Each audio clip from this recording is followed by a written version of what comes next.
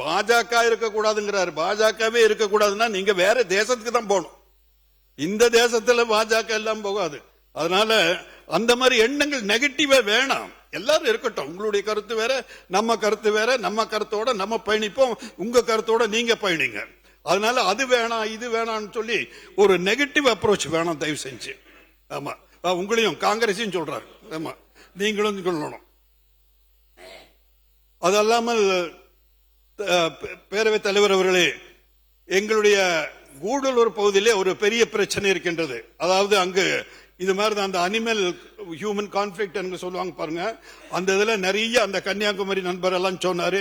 அதே மாதிரி அங்க கூட யானையுடைய வழித்தடங்கள் எல்லாம் சில பிரச்சனைகள் எல்லாம் இருக்குது. அதுக்கு ஒரு மாற்று திட்டம், அதாவது மத்திய அரசில் கூட இருக்கு என்று நான் கேள்விப்பட்டேன்.